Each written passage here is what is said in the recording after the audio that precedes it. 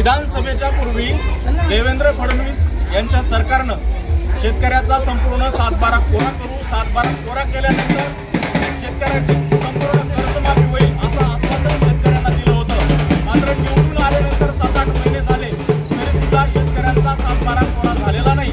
त्यानंतर बच्चूभाऊ कडू यांनी महाराष्ट्रामध्ये मोठं आंदोलन सुरू केलेलं आहे, मात्र तरी सुद्धा या शेतकऱ्याचा 7/12 कोरा झालेला नाही। बँकांना या सरकारने समिती नेमू आणि तोपर्यंत वसुली थांबवा अशी देखील सूचना दिलेली आहे, मात्र तरी सुद्धा शेतकऱ्यांचे बँक खाते होल्ड करून शेतकऱ्याकडून सक्तीची वसुली केली जात आहे।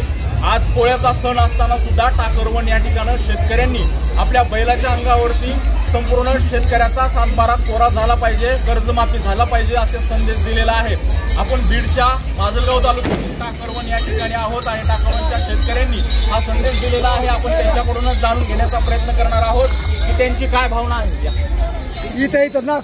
शेतकऱ्याच्या कर्जमाफीसाठी तुम्ही बैलाच्या अंगावरती त्या ठिकाणी संदेश दिलेला आहे, काय भावना आहे?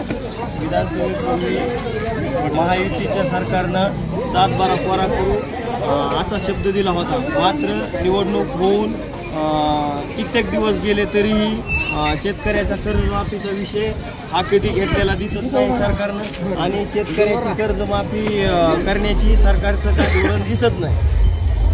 त्यामुळं आम्ही एक वेगळा संदेश म्हणून जो बळीराजाचा फोटो आहे बैल याच्यावर असा संदेश दिला आहे की किमान आता तरी सरकारला जाग येऊन शेतकऱ्याचा संपूर्ण 7/12 कोरा व्हावा अशी आमची भावना आहे। कधी ओला दुष्काळ तर कधी कोरडा दुष्काळ, कधी इतर मालाची आयात तर कधी निर्यातीवर बंदी, ह्या संपूर्ण धोरणामुळे शेतकरी मेटाकुटीला आलेला आहे आणि शेतकऱ्याला संपूर्ण कर्जमाफी जोपर्यंत होत नाही तोपर्यंत आम्ही कर्जमाफीच्या मुद्द्यावर ठाम आहोत। आपण बघितलं तर महाराष्ट्रामध्ये मागील अनेक दिवसापासून निसर्गाच्या फटक्यामुळे शेतकऱ्यांचं मोठं नुकसान होत आहे। आपण आताच्या आठवड्यामध्ये बघितलं असेल तर ह्या आठवड्यामध्ये मुसळधार पावसामुळे अनेक ठिकाणी शेतकऱ्यांच्या पिकांचं मोठं नुकसान झालेलं आहे। शेतकऱ्यांना कर्जमाफीची अत्यंत गरज असताना सुद्धा या ठिकाणी सरकार वेळकाढूपणा करत असल्याचं आपल्याला पाहायला मिळतं। या ठिकाणी तरुण शेतकरी आहेत, त्यांच्याकडून देखील आपण त्यांच्या भावना जाणून घेण्याचा प्रयत्न करणार आहोत। काय भावना आहे?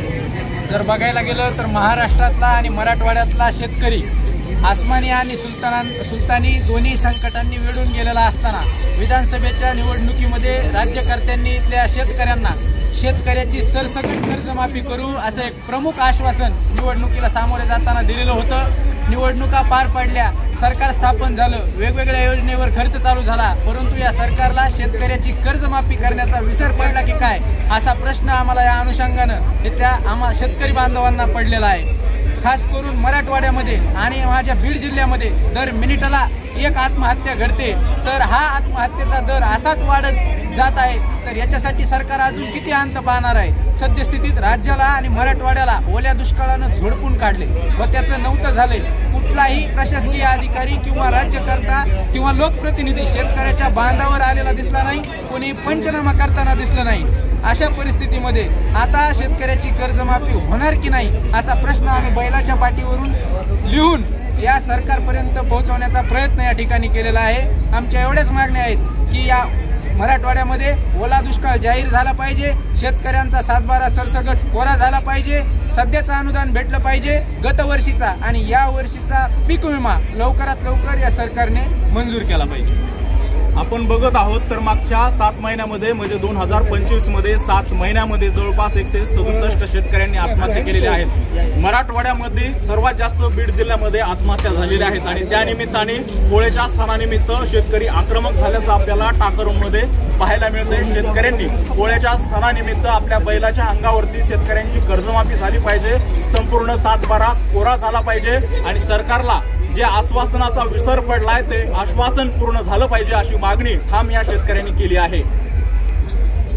शेतकरी एकजुटीचा विजय असो, संपूर्ण 7/12 कोरा झालाच पाहिजे, संपूर्ण 7/12 कोरा झालाच पाहिजे, शेतकरी एकजुटीचा विजय असो, शेतकऱ्याचा 7/12 कोरा झालाच पाहिजे, झालाच पाहिजे, झालाच पाहिजे।